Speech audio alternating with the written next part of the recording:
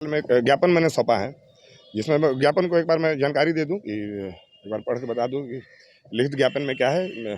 सेवा में जिलाधिकारी महोदय बक्सर, नगर परिषद बक्सर में हुई लूट को खुली छूट देने के संबंध में।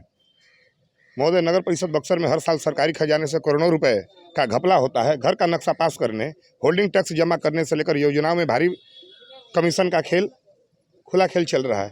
अदना कर्मचारी से कार्यपालक पदाधिकारी ईओ तक का उसके औकात के हिसाब से कमीशन तय है।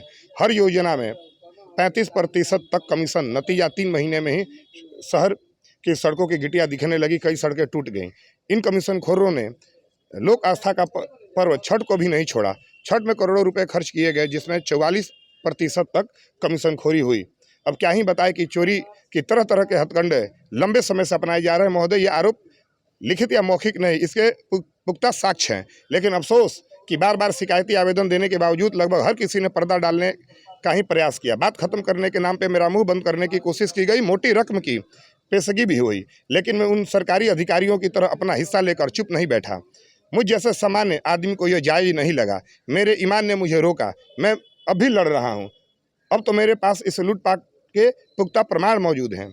यह आवेदन आपके हवाले इस उम्मीद से कर रहा हूँ कि आप भारत की सर्वोच्च परीक्षा से चुने गए हैं। ईमान तो आपके पास भी होगा ही। जब मुझ जैसे को मेरे ईमान ने रोका तो आप तो आईएएस हैं।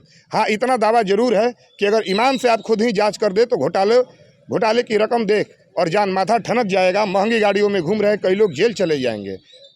और आपसे मैं कह रहा हूं कि हाँ, ऐसा ही होगा। सरकारी खजाने के लूटती कस्ती अब आपके हवाले है।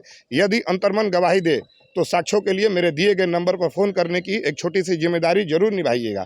भारत के एक सजग और सतर्क नागरिक होने के नाते हमारा और आपका इतना दायित्व तो बनता है। आकाश कुमार सिंह उर्फ रामजी सिंह। यह मैंने आवेदन आज जिलाधिकारी महोदय कार्यालय में दिया है और जिलाधिकारी महोदय अभी नहीं है।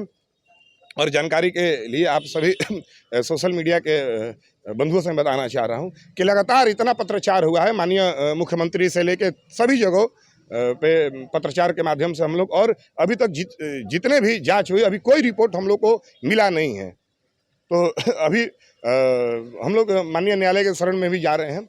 और मुझे पूरी उम्मीद है कि जो भी जांच हुई है, या ये तो मुझे जानकारी नहीं है कि कहां तक पहुंची है, लेकिन कई ऐसे जांच टीम बैठी है बनी, जिसमें कई लोगों को हम लोग प्रमाण भी दिए हैं, लेकिन कोई अभी तक कार्रवाई नहीं हुई।